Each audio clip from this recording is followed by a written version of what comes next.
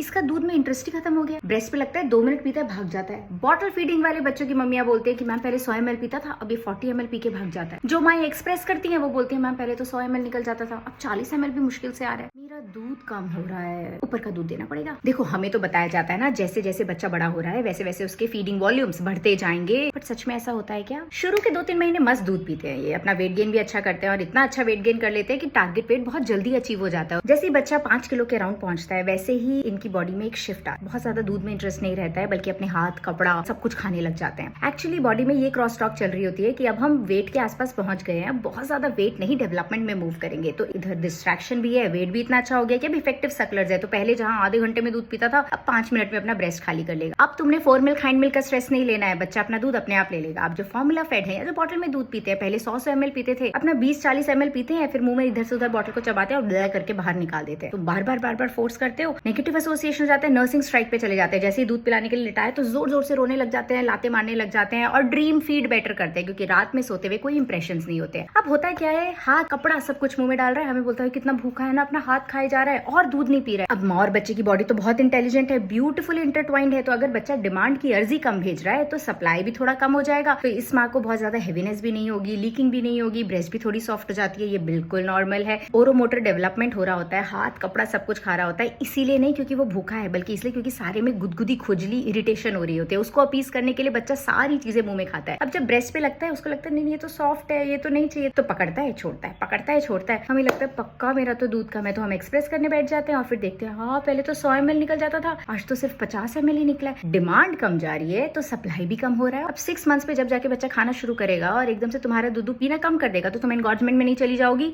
इसलिए नेचर ने पहले से ही धीरे धीरे सिस्टम सेट किया है दूध धीरे धीरे कम करे और फिर जब सॉलिड इंट्रोड्यूस हो माँ भी एनगॉर्जमेंट में जाके परेशान ना हो और बच्चे का भी सिस्टम ठीक है। दूसरा तुम बोलते हो नहीं मैम रात में भी तो घंटे घंटे में उठने लग गया है, पक्का इसका पेट नहीं भरता होगा। भाई 4 to 6 मंथ्स में स्लीप रिग्रेशन आता है, मतलब बच्चा स्लीप साइकिल्स में मूव करता है, तो हर आधे से 1 घंटे में उठ सकता है, थोड़ा दूध पिएगा फिर वापस सोएगा। It is not because of hunger. अच्छा वो भी मान लिया मैम सारे टाइम री करता रहता है इसीलिए मुझे लगता है कि ये सच में भूखा होगा। भाई वो री इसलिए कर रहा है क्योंकि अब उसको पता चल गया है कुछ बाहर है कुछ अंदर है, उसके दांतों में खुजली गुदगुदी इरिटेशन हो रही है, वो हाथ हर जगह हाथ मार मार के अपनी बॉडी में डालता है, नंबर ऑफ इन्फेक्शंस माइक्रोब्स अपने पेट में डालता है कि गट में जहाँ 70% इम्यून सिस्टम बैठा हुआ है वो जागे और फिर एंटीबॉडी सिंथेसिस शुरू करे। तो ओवरऑल हाथ खाना, चिड़चिड़ा होना, रात में कम सोना 4 to 6 मंथ्स के बीच का डेवलपमेंटल फेज है, वो आपका दूध कम होने की वजह से या दूध कम पीने की वजह से नहीं हुआ है। ये सारी चीजें तो होनी ही है और इसी का पार्ट एंड पार्सल होता है कि फीडिंग वॉल्यूम्स ड्रॉप कर जाते हैं और ये बिल्कुल नॉर्मल है। सो मॉमीज यूरिन आउटपुट चेक करो,